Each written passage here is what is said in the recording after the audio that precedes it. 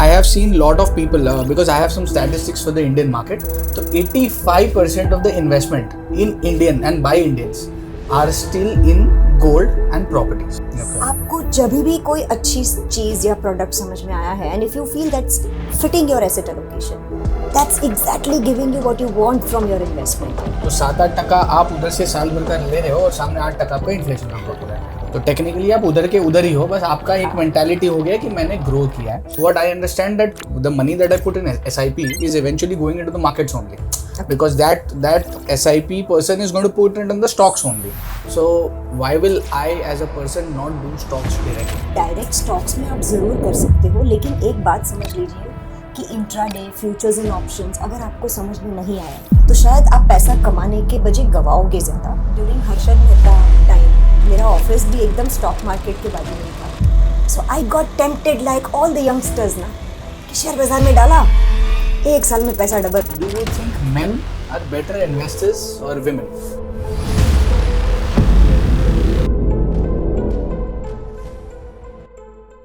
Welcome and namaskar everybody to another podcast of Hustle Talk, presenting Alpa ma'am, Alpa Shah. So she's a proud BNI member and she is having her own venture right now and she's leading the venture called Empower Education. She has been working with Tata Group and SBI Group since the last 23 years. She completed her education from Newport University, USA, and she is also the state vice president for MSME and Startup Forum Bharat for women entrepreneurs. In the journey that I have seen her very closely, she has empowered a lot of women entrepreneurs and making them, giving them a financial freedom. She's author of 2 books. The first is Every Woman Should Invest, The Way and How of Financial Empowerment, and the second is The Businesswoman. And the personal thing which is very relatable or which I very much relate is put ethics before money. So this is something which I always keep telling my team, that how much ethics is important while you are making money.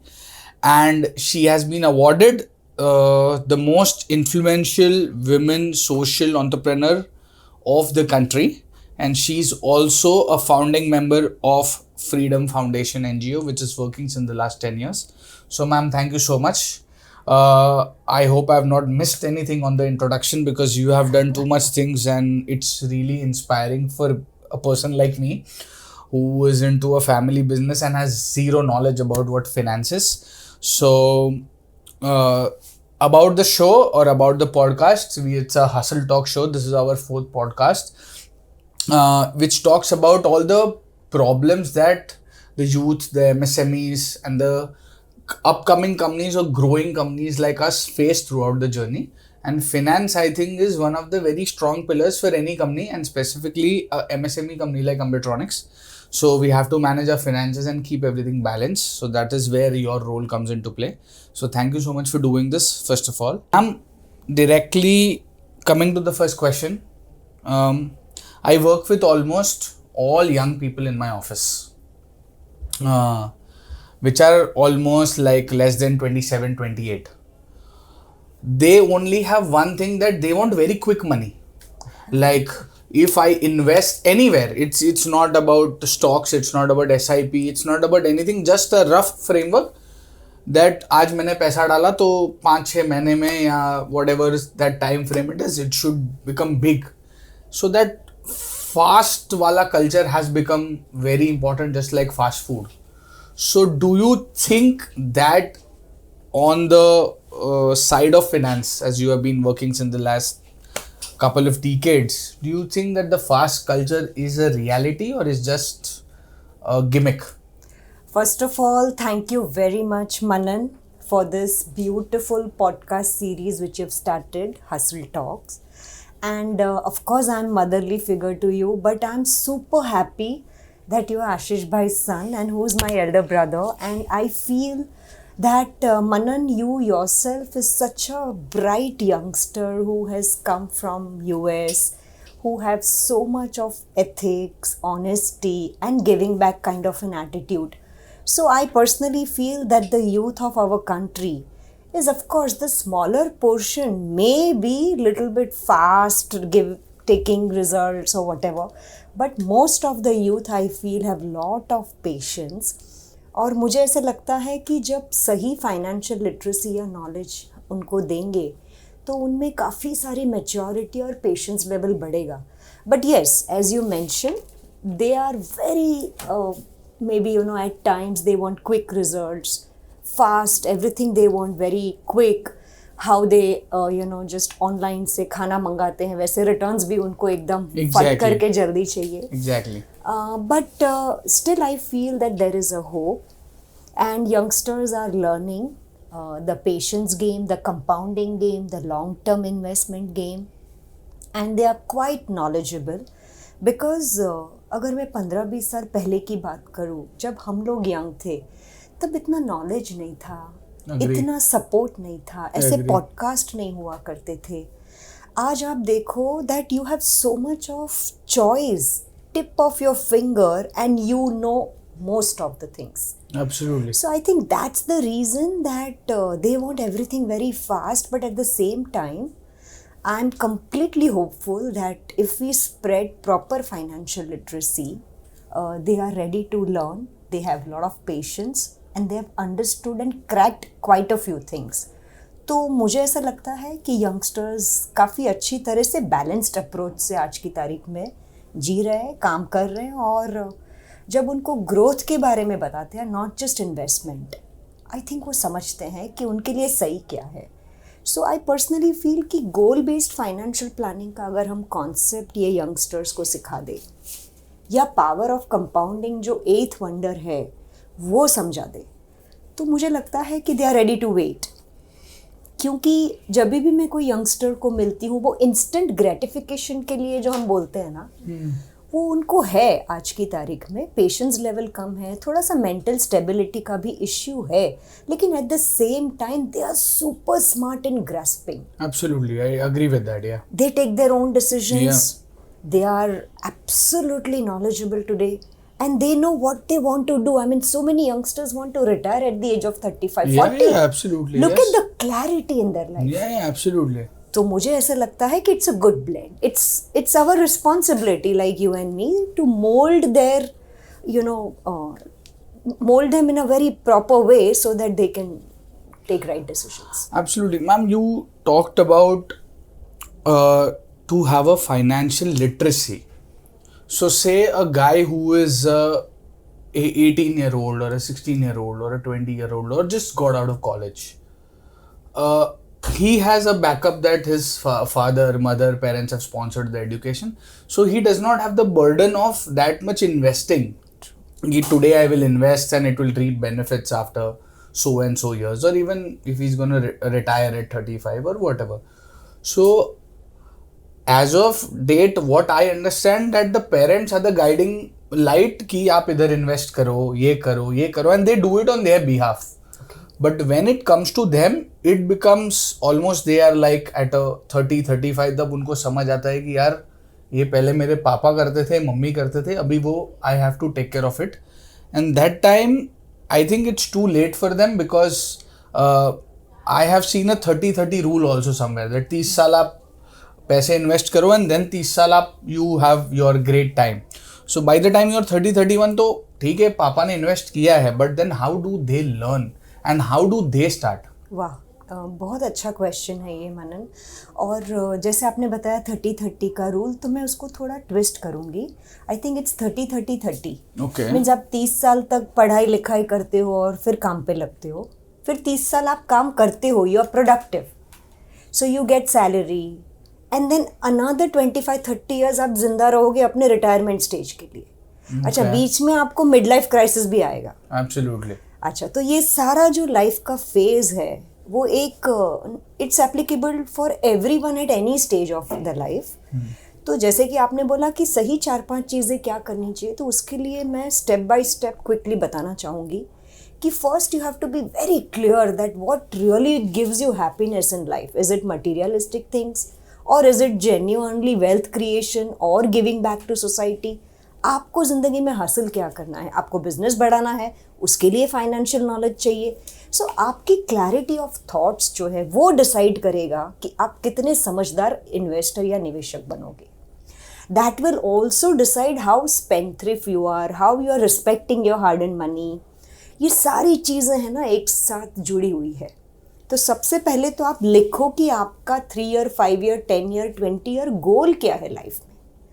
फिर आप relax होके सोचिए कि भाई मेरी income कितनी है, मेरे खर्चे कितने हैं। एक सिंपल सा रूल है 50-30-20। 50% आपको अपने नीड्स पे स्पेंड करना है, 30% आपको अपने वांट्स पे स्पेंड करना है। You must enjoy your life, right? और 20% at any point of time, it is my suggestion to all my youngsters that please invest for your future financial planning. It will really help you. Money is not just for buying materialistic things or increasing your bank balance or having big cars or flats or offices, but it also gives you a lot of respect, dignity. You have that financial freedom which can lead you to take so many decisions on your own. तो मुझे ऐसे लगता है कि it's a socio-economic thing which really helps you in building your overall personality. Forget money or forget investments, ये control और ये grip होना बहुत ज़रूरी है आज के यंगस्टर में। दूसरा, जब अपने पेरेंट्स हमारे लिए बहुत कुछ करते हैं तो हमको शायद उसका वैल्यू थोड़ा कम होता है। Absolutely. तो my suggestion to every youngster including my 2 teenage boys कि आपको जो भी चीज़ बहुत सरलता से मिली है ना, उसका रिस्पेक्ट करिए और उसको कैसे और मल्टीफोल्ड आगे बढ़ा सकते हो ना, उसके बारे में आप सोचिए। Absolutely, ma'am, you talked about that if there is a clarity. अगर मेरे को क्लैरिटी है कि मेरे को एक तरफ है कि मुझे पैसे बढ़ाने हैं, I am 21 year 22 young old kid and मुझे बस पैसे कमाना है।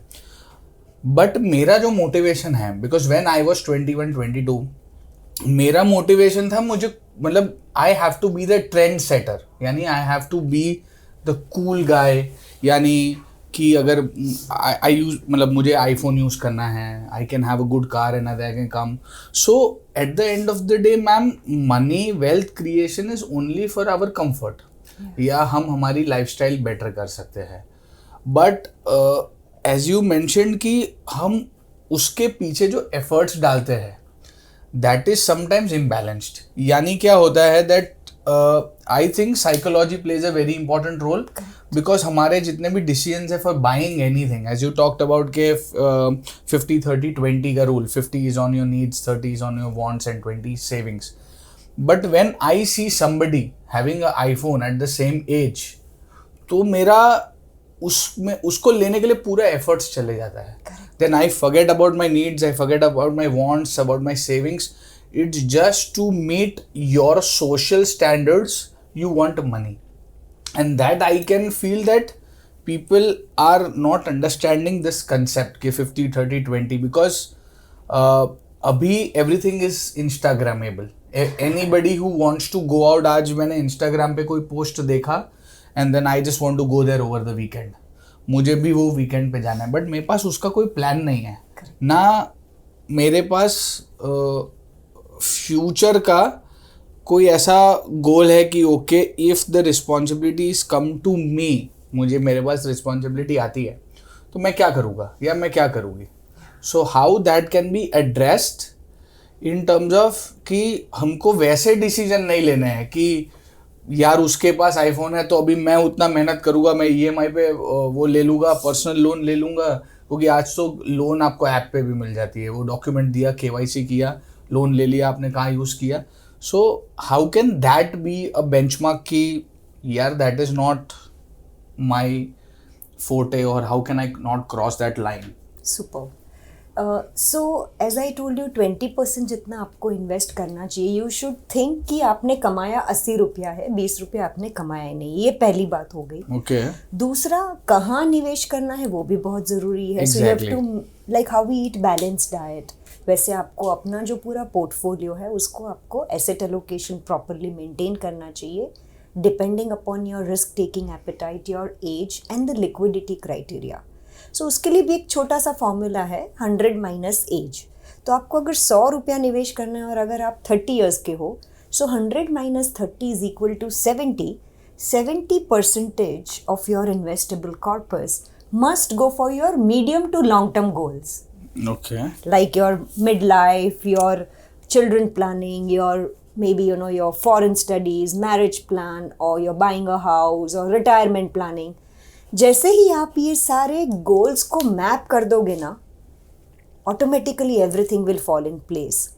इट्स ऑल अबाउट कि आपको अपने आप से बात करनी है और समझना है कि आपको क्या हासिल करना है in short, medium and long term. The moment you are clear about it, everything will fall in place. तो ये हो गया आपका medium to long term goals. अब आपके जो थोड़े से शॉर्ट टर्म गोल्स होते हैं ना, 3-4 साल के गोल होते हैं, उसके लिए भी आपको थोड़ा सा अलग से निवेश करना चाहिए. शेयर बाज़ार या इक्विटी में मैं बिल्कुल एडवाइस नहीं करूँगी, because if you have time then only you should invest in stock market और anything which is mark to market, because it gives you beautifully good returns if you are staying invested for long term. Okay. और lastly मुझे ऐसा लग रहा है कि आपको अपना इमरजेंसी फंड, या अगर आपको कल पैसा चाहिए तो आपको मिलना चाहिए. Absolutely. उसको हम शॉर्ट टर्म गोल्स बोलते हैं, तो उसमें भी थोड़ा पैसा आपको लगा. Ma'am, but what I feel from the entire Indian investment, I have been studying about the Indian investment psychology. जो इमरजेंसी वाला फंड है, I have seen 2 places where Indians specifically put their money for emergency. One is property and one is gold. Yes. So मतलब मैंने even in my house or what I have been grown up, वैसा बोला है कि सोना हमको कभी भी काम आ सकता है, बिकॉज आपने दिया, कैश मिल गया. So is that the still the trend right now? Because I have seen lot of people, because I have some statistics for the Indian market. तो 85% of the investment in Indian and by Indians are still in gold and properties. So do you think it is still, considering the market scenario right now, is it still the right bet? सबसे पहले तो क्या होता है ना कि हमारे देश में if you ask me 60 crore people are in the age bracket of 20 to 40 years. Okay. And we have only 17 crore demat account, यानी कि सिर्फ 17 करोड़ लोगों ने शेयर बाजार का स्वाद चखा है. Wow. Which is so sad. Yeah. अच्छा, इससे भी बड़ी खतरनाक चीज़ है कि सिर्फ 7 या 8 करोड़ लोगों ने SIP करी है.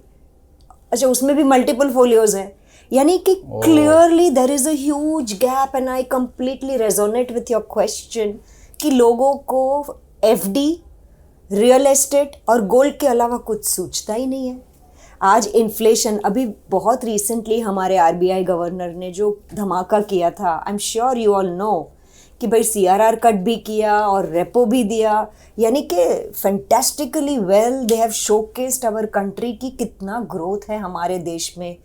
और मुझे ऐसा लगता है कि it's high time that all the youngsters, at least if not the senior citizens, they should stop thinking always about FD, fixed deposits, post office schemes, gold or real estate.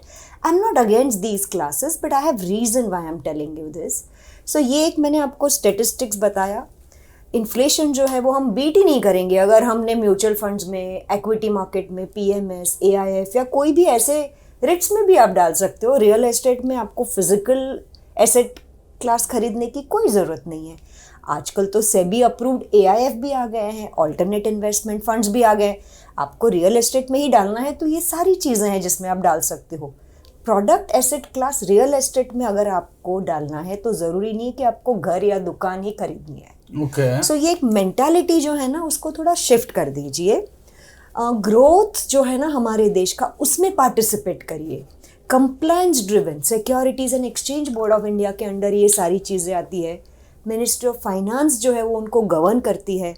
I think it's high time that we all as an investor should be thinking very forward and smartly. ये हो गया real estate के लिए.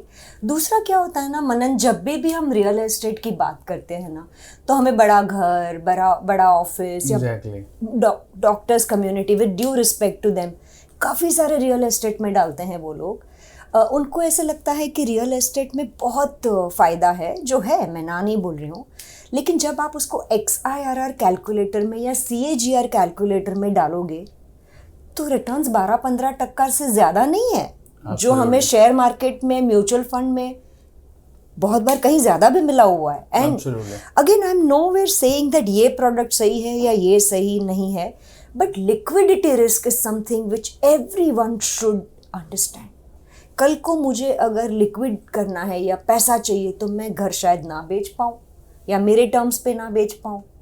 तो ये जो liquidity है ना, ये बड़ा इंपॉर्टेंट एस्पेक्ट है when you invest your money. दूसरा, हम क्या एक चीज़ भूल जाते हैं जब रियल एस्टेट में डालते हैं कि भाई हमने 10 लाख में घर लिया और 50 लाख में बेचा. हम हमेशा ऐसे ही बोलते हैं, सही बात है, 50 लाख में बेचा, राइट? लेकिन वो 50 lakh, how many years you hold that house, आपने कितने साल तक वो घर को संभाल के रखा. अगर आप उसको कैलकुलेटर में डालोगे तो वो 12-15% रिटर्न ही है. Exactly, because every year on year we have to calculate the inflation cost and everything. So eventually what I understood from FD का thing that you are saying is कि अगर FD 7-8% पहले देता था, अभी तो आई थिंक 4, 3, 4, 5, तो 7-8% आप उधर से साल भर का ले रहे हो और सामने 8% आपका इन्फ्लेशन का ग्रोथ हो रहा है. तो टेक्निकली आप उधर के उधर ही हो, बस आपका एक मेंटालिटी हो गया कि मैंने ग्रो किया है. But ma'am, just coming to one more point, you said liquidity, but I would say कि सबका रिस्क एपिटाइट भी अलग रहता है. जी. Say if I am working and I have a job of say 20-25,000 rupees per month, तो मेरा risk appetite उतना नहीं रहेगा कि मैं जो भी मेरे कितने भी परसेंट से 20%, 30% सीधा लिक्विड कर दूँ, बिकॉज मुझे स्टॉक्स की, SIP की उतनी नॉलेज नहीं है. और दूसरा, मेरे पास उतना बैकअप नहीं है because I have limited resources, because I have to balance my needs only. पहले तो वॉन्ट्स तो बात की बात है. तो how do we do that, because you said कि 17 crore I think demat accounts है एंड उसमें से खाली only 6-7 crore have done. But as a businessman मेरी रिस्क एपिटाइट थोड़ी सी ज़्यादा है and it will be more as compare to somebody working for me. उसकी रिस्क एपिटाइट मेरे जितनी नहीं रहेगी. तो द गैप जो हम इंडिया में कहते हैं, the rich gets richer, the poor gets poorer, how do we fill that gap? बहुत अच्छा सवाल है, and this is just truly nation building kind of a question. But before that मैंने आपको गोल्ड के बारे में नहीं बताया, वो भी मैं 2 मिनट लूँगी. और दूसरी चीज़ क्या है ना कि जब हम FD में भी डालते हैं ना, तो इन्फ्लेशन और FD के रेट में कोई उल्टा, हमारा जो 100 रुपया है वो 10 साल के बाद 35-40 दिखेगा. परचेजिंग पावर नीचे जा रहा है. So it's genuinely not a good idea to always go for fixed returns and compromising so much of growth potential and ब्याज के ऊपर ब्याज, चक्रवृद्धि ब्याज जिसको बोलते हैं ना, कंपाउंडिंग जो है, उसको हम नज़रअंदाज नहीं कर सकते हैं. And specially this episode is for the youth. I think they will understand what I am trying to say. So it's just a mindset. अच्छा, आप FD में जो पैसा देते हो वो बैंक भी तो वापस म्यूचुअल फंड में, शेयर बाजार में, रियल एस्टेट में, हर जगह निवेश करती है और आपको उसमें से एक टुकड़ा पास कर देती है. Why can't you do it directly when you are allowed, right? So ये सारी समझदारी वाली चीज़ें हैं जो आई एम सो श्योर कि हमारी ऑडियंस समझेगी. दूसरा, जो आपने गोल्ड के बारे में भी बताया ना, जब मेरी शादी हुई थी 1996 में, तब गोल्ड का भाव, 10 तोला गोल्ड का भाव जो था ना, वो कितना था और आज कितना हो गया. यानी कि आप बिलीव नहीं करोगे, 3400 में मैंने गोल्ड खरीदा हुआ है. oh, wow. 3400 for 10 grams. मैं 10 तोला तो छोड़ो, मैं 1 तोले की बात कर रही हूँ. अब आप सोचो, वो गोल्ड का भाव आज 1 लाख के आसपास हो गया है. yeah, absolutely. मैं जब भी गोल्ड खरीदने जाती हूँ वापस आ जाती हूँ, क्योंकि वो ऊपर ही जाता है. यानी कि एज एन इन्वेस्टर मुझे एंट्री पॉइंट मिल ही नहीं रहा है. wow. तो वो एसेट क्लास मेरे लिए कैसे अच्छा हो सकता है, बताइए? It's a good valuation if you keep on holding that asset class. But for entering into buying that asset class, it's a good big question and dilemma for me. तो मैं ये कहीं नहीं बोल रही हूँ कि गोल्ड अच्छा एसेट क्लास नहीं है. गोल्ड बहुत अच्छा है, लेकिन उसमें भी आप SIP कर सकते हो, ETF कर सकते हो. इमोशनल अटैचमेंट मत रखो. प्रोडक्ट एसेट क्लास में आप फ़ायदा जो है उसका भरपूर उठाइए, और थोड़ा थोड़ा अगर हर महीने उसको एक्यूमुलेट करेंगे तो one fine day it will look so huge. And obviously gold का भाव ऊपर ही जाने वाला है और ये हेजिंग प्रोडक्ट है.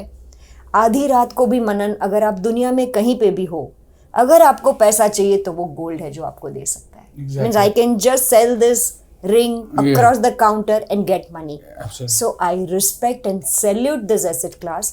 But अगर आप मुझे लॉन्ग टर्म में इन्वेस्टमेंट के लिए पूछोगे तो I would prefer equity. I would prefer gold mining companies. I would prefer gold jewellers company, because मुझे ऐसा लगता है कि उसमें ज्यादा रिटर्न्स मिलेगा rather than asset class gold. Ma'am, you talked about the entry point. So say for example, people who are housewives. Or say people who are like me.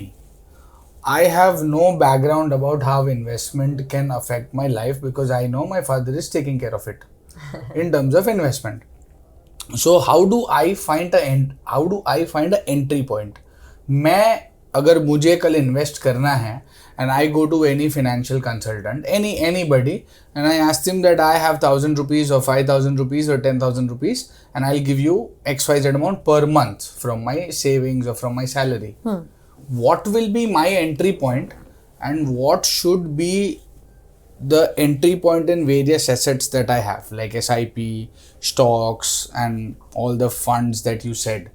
So how can a person like me start somewhere? Actually, if you have forgotten yesterday, today is the right day. And if you want to do it today, this is the right time we should be doing it. Okay. जिसमें है ना कोई timing नहीं है मनन. Okay. आपको जब भी कोई अच्छी चीज या प्रोडक्ट समझ में आया है and if you feel that's fitting your asset allocation, that's exactly giving you what you want from your investment, then I think you should do it. But this is a very general answer. But if you ask me कि नहीं भाई करना कैसे है properly, तो आपको backward calculation करना चाहिए. Okay. With futuristic approach and returns in estimation. जिसका मीनिंग क्या हुआ कि अगर आप मनन 20 साल के बाद रिटायर होने वाले हो तो आज अगर आपका घर का खर्चा 10,000 है, ठीक है, 20 साल के बाद आपको same standard of living maintain करने के लिए शायद 20,000 रुपया लगेगा. It is just a number, मैंने कोई कैलकुलेशन किया नहीं है. With inflation, with your standard of living appreciation etcetera, तो आप और 20-25 साल जियोगे. तो आपको क्या करना है, 20,000 मल्टीप्लाइड बाई 12, क्योंकि हर महीने आपको लगेगा, multiplied by 25 years which is your retirement stage.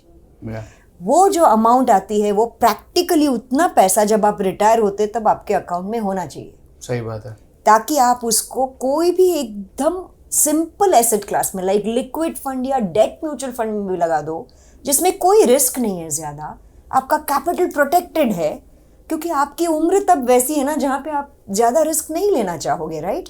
और आप सिर्फ SWP ऑप्शन दे दो, systematic withdrawal plan, you are sorted for your retirement. इसके लिए आपको क्या करना है कि बैकवर्ड कैलकुलेशन करना है. आपको एक देखना है कि मुझे PF, ग्रेचुइटी से, हर जगह से, इन्वेस्टमेंट से कितना पैसा मिलेगा, शॉर्टफॉल क्या है, और वो शॉर्टफॉल जो है वो आपको SIP से ज़रूर उसको क्लियर करना चाहिए. और जैसे कि मैंने आपको बताया कि आपको अपने शॉर्ट टर्म, मीडियम टर्म और लॉन्ग टर्म गोल के बारे में सोच के एंट्री पॉइंट के लिए सबसे बढ़िया प्रोडक्ट अगर आप मुझे पूछो तो वो म्यूचुअल फंड है. क्योंकि क्या होता है ना, उसमें एक्टिव फंड है, पैसिव फंड है, फंड मैनेजर है, जिसको हमसे ज़्यादा पता है कि कब एंटर होना है, कब एग्जिट होना है, कैसे उसको चलाना है, आपके रिटर्न्स एक्सपेक्टेशंस जो उसको कैसे वो डिलीवर करेगा. मेरे ख्याल से सबसे better for a retail investors like you and me is product called mutual fund which is on auto pilot mode, जिसमें आपको रुपी कॉस्ट एवरेजिंग मिलता है, कंपाउंडिंग मिलता है, फंड मैनेजर मिलता है, सेबी का कंप्लायंस होता है, 24/7 आप देख सकते हो आपका पैसा कहाँ है, सिस्टमैटिकली लॉन्ग टर्म में आप करते रहते हो. Anything which is on auto pilot, I think you will make tons of money. Fair enough. Ma'am, there are many mutual funds of what I have been studying. There is a mid cap, there is a large cap, there is a PSU. You mentioned about equity, you mentioned about debt. So, just to explain in a very broad and a very layman language, how do somebody decide that I want to put in a debt fund, I want to put in a liquid fund? And because what I understand that the money that I put in SIP is eventually going into the markets only. because that SIP person is going to put it in the stocks only. So why will I as a person not do stocks directly? अच्छा, ये भी बहुत अच्छा सवाल है मनन। देखिए, direct stocks में आप ज़रूर कर सकते हो, लेकिन एक बात समझ लीजिए कि इंट्राडे फ्यूचर्स एंड ऑप्शंस अगर आपको समझ में नहीं आया तो शायद आप पैसा कमाने के बजाय गवाओगे ज़्यादा। देखिए, गवाने में भी कोई प्रॉब्लम नहीं है अगर आप लिमिट में गवा रहे हो। Absolutely. क्योंकि गवाने के बाद ही आप बहुत सारी चीज़ सीखोगे। Absolutely. फ्यूचर में आप वो नहीं करोगे और वही आपको स्ट्राइकिंग रेशियो सक्सेस का देगा। तो मैं ये कहीं नहीं बोल रही हूँ, मैं किसी का कॉन्फिडेंस ब्रेक नहीं करना चाहती हूँ। If you feel you have time, energy and you can definitely do direct equity with your proper research, obviously you should do it. But ऐसे गिने चुने लोग हैं, आप मुझे बताइए कितने लोग हैं जो ये कर पाएंगे? मैं खुद नहीं कर पाती हूँ क्योंकि टाइम नहीं है मेरे पास या इतना नॉलेज भी नहीं है मेरे पास। तो मैं क्या सोचती हूँ कि जब आपके पास ये सारी चीज़ें नहीं है तो simply you should go to mutual fund and wherein you are diversifying your risk and you can get what exactly you want from the equity। क्योंकि यहाँ पे क्या होता है ना कि आप सिस्टमैटिकली एक एक्सपर्ट के साथ जुड़ जाते हो, एक ऑर्गेनाइजेशन के साथ जुड़ जाते हो जो हाईली कंप्लायंस ड्रिवन है और जो हमसे 1000 गुना ज़्यादा बेहतर वे से पैसा मैनेज कर सकता है। तो मुझे ऐसा लगता है कि आप डायरेक्ट कर सकते हो। अभी तो इतने सारे ऐप्स भी आ गए हैं। Exactly. लेकिन क्या होता है ना मनन, जब मार्केट नीचे जाता है, जब पैसा अपना टूटता है तो आप कंप्यूटर के ऊपर सिर रख के रो नहीं सकते हो। Exactly. So you definitely need somebody who's your mentor, who's your critic, who's your guide, जो आपको बताता रहे कि ये सही नहीं है, ऐसे मत करो, ये करो, वो करो। So एक एडवाइज़र, एक डिस्ट्रीब्यूटर बहुत ज़रूरी होता है। और अगर वो भी आपको नहीं चाहिए तो आप खुद इतने सक्षम होने चाहिए, इतने समझदार होने चाहिए। फिर आपको हर रोज़ 1 घंटा मेडिटेशन ज़रूर करना चाहिए ताकि you can take good decisions in your life and you are always happy in whatever happens, you know. क्योंकि आप अगर कोई डिसीजन लेते हो और वो गलत भी जाता है ना तो भी वो उसका मज़ा अलग है। क्योंकि you have that satisfaction, right? So आप डायरेक्ट कर सकते हो, but keeping all this things in mind. मुझे अगर आप पूछो तो आई एम ज़ीरो डेट। मेरे सब जितने भी मैंने खर्चे किए हैं या जो घूमी हूँ, गाड़ी है, घर है, फॉरेन स्टडीज़ है, मेरा रिटायरमेंट प्लानिंग है, मैंने सारा SIP के माध्यम से किया है। Wow, amazing. मीन्स मुझे ऐसा लगता है कि जब तक जिंदा हूँ शायद मुझे एक पैसा किसी के पास मांगने की ज़रूरत नहीं पड़ेगी। मेरा रिटायरमेंट प्लानिंग, अच्छा मैंने जॉब छोड़ के बिजनेस किया। आप सोचो 23 इयर्स काम करके जब खुद का जॉब करते हो तो फाइनेंशियल स्टेबिलिटी सो इम्पॉर्टेंट, क्योंकि आपके अंडर एम्प्लॉयज़ हैं, आपके खर्चे हैं, आपका पूरा जो आप एक अलग साइड पे आ जाते हो ना। It's all about having that money in place. Exactly. I could do that only and only because of my investments, my spending habits. I could do whatever I wanted to do in my midlife because of the financial freedom which I got through way of SIP. Okay. So I'm a very big supporter and I always vouch to youngsters that please start your SIP and be long term. दूसरा क्या है ना मनन, कि अगर आप अपना 5 साल late करते हो ना इन्वेस्टमेंट शुरू, तो आपका पैसा आधा हो जाता है जब आप रिटायर होते हो। Wow, amazing. Now you will ask me how and why. Because Manan, 80% of your wealth you create in the initial 15 years of your investments. Okay. I repeat, आप अपनी स्पेंडिंग हैबिट्स और अपने इन्वेस्टमेंट डिसीजंस 15 साल कैसे लेते हो, क्या करते हो, वो ही डिसाइड करेगा कि आगे जाके आप कितना पैसा बनाओगे। क्योंकि पैसा पैसे को खींचता है, ब्याज के ऊपर ब्याज, कम चक्रवृद्धि ब्याज। और 15 साल के बाद मनन हर 5 साल में आपका पैसा डबल तेजी से बढ़ता है। Wow, I mean this is such a big thing. और ये कोई मैजिक नहीं है, ये कोई जादू नहीं है, ये कंपाउंडिंग है और इसीलिए उसको 8th वंडर बोलते हैं मनन। वाओ, मीन्स 15 साल तक अगर आपने 1 लाख रुपया बनाया, अब 15 से 20 में वो 1 लाख 2 लाख हो जाएगा। अच्छा 20 से 25 में वो 2 लाख 4 लाख हो जाएगा। अच्छा 25 से 30 में वो 4 लाख 8 लाख हो जाएगा। अब सोचो हर 5 साल में आपका पैसा डबल। इसके ऊपर एक और टॉपअप है, जैसे हम पिज़्ज़ा में ये डालते वो डालते, टॉपअप्स डालते हैं ना, हमारी चॉइस का, तो पैसा भी ज़्यादा लगता है। वैसे ही अगर आप अपने इन्वेस्टमेंट में हर साल 10% टॉपअप करोगे, यानी कि आपने ये साल 1,000 रुपये का निवेश किया, दूसरे साल हर महीने आपने वो 1,000 रुपये पे 10% टॉपअप, यानी कि कितना हुआ, 100 रुपये, 1,000 रुपये पे 100 रुपया हुआ, यानी कि आपने 1,100 रुपया किया। तीसरे साल आपने 1,100 रुपये पे और 10% ऐड किया। If you do this for 30 years, you are 4 times more richer than the simple vanilla 1,000 rupees every month which you are investing for 30 years. Wow, amazing, got it. ये इतनी बड़ी चीज है ना मनन, फॉर यंगस्टर्स टू नो, क्योंकि Exactly. सबसे बड़ी gold mine जो यंगस्टर्स के पास है वो है टाइम। Wow, yeah. हमारे पास टाइम नहीं है ना, आप लोग यंग हो, आपके पास बहुत टाइम है, और इस टाइम का आप पैसों के साथ, वेल्थ क्रिएशन के साथ अगर जोड़ दोगे ना, nobody can stop you by becoming rich. Ma'am, you talked about that, youngsters have time. They can fail if they want, but for a limited period of time. So, and you also talked about that आपने job से निकल के business चालू किया. So, I have 2 questions in this. Your biggest financial mistakes during those times, Yes. when you started out. And second thing, ma'am, why did you choose to start your own business, and then why did you choose that yaar bas ho gaya job? Was it something which drove you only for creating more wealth, or was it that you wanted to do something else? So these are 2 sub parts that I would like to know. Okay, so पहला सवाल था biggest mistake. तो 1991 में मैं during Harshad Mehta time, मेरा office भी एकदम stock market के बाजू में ही था। So I got tempted like all the youngsters ना, कि शेयर बाजार में डाला, 1 साल में पैसा डबल, और बस that's the only thing I can do. तो मैंने बहुत सारा ऐसा पेनी स्टॉक्स, प्राइवेट प्लेसमेंट, वो एकदम वो ज़माना ही और था ना, एकदम अलग जोन में थे हम लोग। सारा पैसा काफ़ी मैंने गंवाया, जो मेरी सबसे बड़ी गलती थी।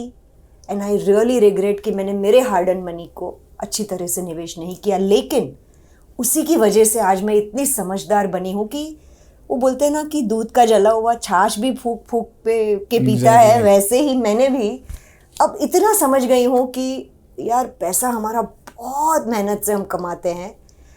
You have to be so wise in spending, and you have to be so much more wise and clever while investing and growing that money and enjoying that money.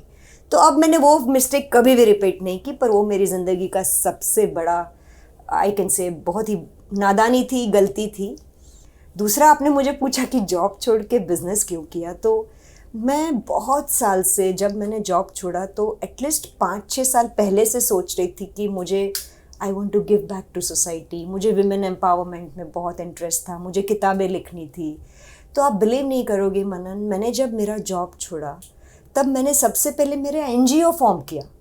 So I formed my NGO called freedom foundation. मुझे कोई शौक नहीं था कि पैसा और कमाना है या और फॉर प्रॉफिट ऑर्गेनाइजेशन करना है। लेकिन फिर मैंने रियलाइज़ किया कि मैं तो और 20-25 साल प्रोडक्टिव हूँ, काम कर सकती हूँ, बहुत पैसा कमा सकती हूँ, और अगर ज़्यादा पैसा कमाऊँगी तो फ्यूचर में ज़्यादा और अच्छे काम कर सकती हूँ।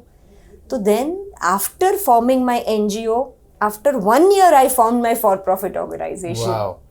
So this is how my journey started, and this is how I felt कि नहीं, कमाना भी है और साथ साथ में थोड़ा सा सोशल वर्क भी करना है, अच्छे कॉजेज़ के लिए भी स्पेंड करना है।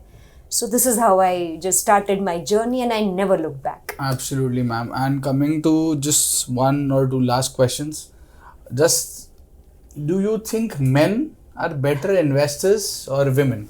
वेल देखिए, मैं कभी भी कोई जेंडर स्पेसिफिक नहीं हूँ। मुझे ऐसे लगता है कि इन्वेस्टर साइकोलॉजी जो है ना, वो इंडिविजुअल ड्रिवन है, और दोनों के प्लस पॉइंट है। मैं तो ये बोलूँगी कि जब भी कोई आपको निवेश करना है, हस्बैंड वाइफ दोनों साथ में डिसीजन ले लीजिए, या मॉम डैड साथ में बैठिए, या पूरा फैमिली अगर साथ में बैठ के कुछ डिसीजन लेगा ना, वो इन्वेस्टमेंट डिसीजन आपको बहुत आगे लेके जाएगा। So I feel it's all about together and not who's better or who's not good. And but I personally feel कि women जो होती है ना, वो पहले फैमिली के बारे में सोचती है. Most of the women, I'm not saying men doesn't think, but तो उसमें क्या होता है ना, जब सेल्फलेस अप्रोच आता है ना, तो आपका इन्वेस्टमेंट कहीं ना कहीं से पूरी कायनात जो है ना वो उसके लिए काम कर लेती है, और वो बहुत अच्छा आपको ऑप्टिमम रिटर्न्स देती है. मैं मैक्सिमम की बात नहीं कर रही हूँ, लेकिन बहुत अच्छा रिटर्न्स देती है, और आपके जो गोल्स है ना वो ज़रूर फुलफिल करवाती है. तो एक जब आप विमेन को इन्वॉल्व करते हो तो वो सॉफ्टनेस, वो हार्ट एंगल आता है, सिर्फ दिमाग का एंगल नहीं चाहिए. लेकिन मेन को मैं पूरा क्रेडिट दूंगी, क्योंकि मेन ही है जो विमेन को एनकरेज करता है कि भाई तू डिसीजन ले, तू संभाल मेरा पैसा, तू आगे बढ़, तू कर, मेरे को तो ये करना ही नहीं है. आई have scene so many main who want to give this finance and investments and everything in women's hand, and they are super happy, let me tell you. तो मेन को भी मैं सैल्यूट करूंगी. दूसरा, मेन जो है ना वो डिसीजन फटाफट लेते हैं. विमेन को ये सीखना ज़रूरी है. कोई भी विमेन को मैं मिलती हूँ ना, मैं मेरे हस्बैंड को पूछ के आती हूँ, okay I will get back to you, नहीं मुझे थोड़ा डर लग रहा है. ये हमें कॉन्फिडेंस लेवल जो है ना वो मेन से सीखना है. So the moment you are confident, the moment you are together in family with men, with children, with your everyone, like your mother, sister, if you involve everyone, I think it's going to be superb and fantastic.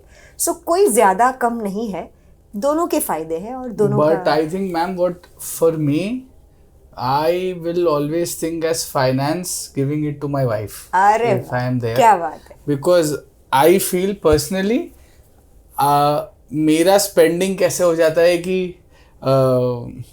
आज ये चीज़ अच्छा लगा, ले लिया. But when I see my wife doing it specifically, because I come from a background where finance was obviously and always taken care by the ladies of my houses. So उनको मतलब obviously they don't know the markets and all of that, but they know how to save, where to put, and then how to meet the ends. and तभी तो SIP नहीं था, but तभी भी वो emergency fund का planning ladies लोग कर सकते. This is what I feel, so that is the reason I asked you this question. And ma'am, one last thing, if somebody, a hypothetical situation, who has like say a 30,000-40,000 rupees salary per month, if he wants to buy a house, or if he wants to buy something, एक life achievement, like यार एक घर तो चाहिए बॉम्बे में अपने को, कुछ something on those lines, what are the steps that he should और she should take, at what age they should start, because house is a need, it's not a want. Only the thing is that I want a penthouse, a duplex, that's a want, but a house is a house and a decent house. So what are the steps that one should take? How should they start about it? कितना पैसा save होना चाहिए, but उनका income is 30,000-40,000, like the typical middle class of our country. Superb. So before that, on women one more thing, कि हमारा देश भी तो आज फाइनेंस मिनिस्टर विमेन ही है. आप देखिए, देश चला सकती है तो महिला कुछ भी कर सकती है. And salute to Manan that you are thinking that you want to give your finances to your wife. I'm so happy. I've already given, ma'am. Too good. But at the same time, one must definitely do proper nomination. Also take interest. ऐसा नहीं कि उनको दे दिया तो आपको कुछ नहीं करना है. It's always important to be jointly. Yeah, absolutely. That is agreed. But just the pattern of buying and the pattern of what they take care of, minute details that I think I as a person cannot take care. Yeah. And of course, protection planning like insurance, mediclaim, succession planning like will drafting and all is extremely important. And women can be the best in designing all these things. क्योंकि budgeting उनके blood में है. I mean, I hope you understand. Yeah, I understand. Superb. देखिए 50% of the population हमारे देश में women है. आप सोचिए क्या देश है हमारा. यंगस्टर्स इतने हैं, विमेन इतनी है, ग्रोथ इतना है. I mean, you don't have to go anywhere, guys. You just have to stay invested in India and trust me, you will make tons of money. कभी किसी ने वॉरेन बफेट को एक बार पूछा था कि आपने इतना पैसा कैसे बनाया, तो बोला कोई रॉकेट साइंस नहीं, कोई नॉलेज नहीं, मैंने कुछ नहीं किया है, मैं नसीब वाला था कि I was born in USA and USA flourished. I am so sure कि आज का यूथ जो है वो बोलेगा कि I was born in India and that's why I have made so much of money. I agree with you, yeah. So coming back to your question, मुझे ऐसा लगता है कि अगर किसी को घर लेना है ना, देखिए हमारे देश में ना घर एक ऐसी चीज़ है ना जो सबको चाहिए। Exactly. और इतना इमोशनली अटैच्ड होते हैं ना घर से, unlike foreign countries. Absolutely. Foreign country में इतना अटैचमेंट नहीं होता Attachment नहीं है, है। रेंटेड पे जाते हैं। Absolutely. और मेरा भाई कनाडा में है तो वो तो सिंपल है, घर जो है अभी बहुत बड़ा घर है, वो बाद में बेच डालेगा जब रिटायर होगा, और वही उसका रिटायरमेंट प्लानिंग है। उसी के पैसे से वो छोटे फ्लैट में चला जाएगा और बाकी का वो अपना रिटायरमेंट प्लानिंग के लिए यूज करेगा। So this is how they think about their house. Absolutely agree. पर हमारे देश में क्या है ना, हमें पास ऑन करना है, नेक्स्ट जनरेशन को बहुत कुछ दे के जाना है, बड़े बड़े घरों में रहना है। I am okay if it is your biggest dream, please go and achieve, क्योंकि there is nothing else more important than what you want to achieve in your life with the help of that money. लेकिन compromising SIPs and और कुछ ना सोचो और सिर्फ घर के बारे में सोचो और बहुत ही किसी पीयर प्रेशर में आ गए कि इन्होंने 2 बेडरूम का घर लिया, अब मुझे तो 3 बेडरूम का चाहिए ही चाहिए, तो वो गलत है। आपको पीयर प्रेशर में नहीं आना है, जेलसी नहीं करनी है किसी की। आप सोचिए कि आपको वो घर कितना, क्यों और कैसे बनाना है, at what cost you want to enter in to that asset class, for how many years you want to have that debt in your life. ये सारी चीज़ों के बाद आपको EMI जो है, अगर पर्सनली आप मुझे पूछो तो it should not exceed your loan amount should not exceed your annual income जो है ना उसका 15 से 20 टाइम्स। मीन्स अगर आप साल का 1 लाख कमाते हो ना तो 20 लाख से ज़्यादा लोन मत लेना, चाहे आपका एम्बिशन कितना भी बड़ा क्यों ना हो। आपको बहुत बड़ा घर चाहिए, I understand that, but for that you earn more and then you go for bigger house step by step. So once again I repeat, not more than 20 times of what is your annual salary and not more than 15 to 20 years का loan and not more than 7 to 8% rate of interest। ये 3-4 चीज़ें आपको समझनी पड़ेगी और उसके बाद अगर आप EMI लोगे, लोन लोगे तो इट विल बी बेटर। एक चीज़ यहाँ पे ज़रूर मैं ऐड करना चाहूँगी Manan, since this is EMI question and this is house question. जितना भी आप EMI भरते हो, फॉर एग्जाम्पल आपने महीने का 10,000 रुपये का EMI लिया to get that house, 10% of that EMI you have to start your SIP for the equal number of years. मैं वापस रिपीट करती हूँ what I am trying to say. अगर आपने 10,000 रुपये का EMI लिया तो आपने क्या किया, डेट बढ़ाया। अच्छा, एक बात यहाँ पे बता दूँ कि आप जो घर आपको 50 लाख में पड़ेगा ना, एक्चुअली आप डबल पैसा पे करते हो over a period of time because of the EMI principal, आप इंटरेस्ट पे करते हो वगैरह। Let's not get into the calculation part because अभी यहाँ पे हम आपका बिगेस्ट ड्रीम के बारे में बात करें तो पैसा इंपॉर्टेंट नहीं है, लेकिन ये समझना जरूरी है कि आप डबल पैसा पे कर रहे हो। हाँ, सो अब पैसा तो चला जाता है, आपको घर मिलेगा, आपको 20 साल के बाद घर मिलेगा, लेकिन पैसा तो चला गया ना। वो पैसा कहाँ से आएगा आपके पास? वो पैसा भी आपको अगर चाहिए, जब घर भी आपका डेट फ्री हो जाता है तो आपको उसके लिए 10 to 15% का SIP करना चाहिए। और ये समझना चाहिए कि आपका जो EMI है वो 10,000 का नहीं है, आपका EMI 12,000 का है। परफेक्ट। और आप ये समझिए कि वो 2,000 रुपया आपने EMI में भरा है, उसको टच नहीं करना है, उसको बिल्कुल ऐसे ही समझो। लेकिन जब आपका घर डेट फ्री होगा ना, एसेट तो मिल गया आपको, लेकिन आपका जो पैसा चला गया वो भी आपको अगर लॉन्ग टर्म SIP में 10 to 12% CAGR रिटर्न भी मिलेगा ना आपको, तो आपने उतना वेल्थ भी क्रिएट कर लिया। तो आप डेट फ्री हो गए, आपको घर भी मिल गया, आपको लिक्विडिटी भी मिल गई, इससे बेहतर क्या हो सकता है? So manage everything in a very smarter way. There is nothing right and there is nothing wrong. कोई प्रोडक्ट सही नहीं है, कोई प्रोडक्ट गलत नहीं है। आपको उसका मैक्सिमम फ़ायदा, बेनिफिट अपने लाइफ में कैसे उसको सेट करना है ना, वो समझना जरूरी है। Okay.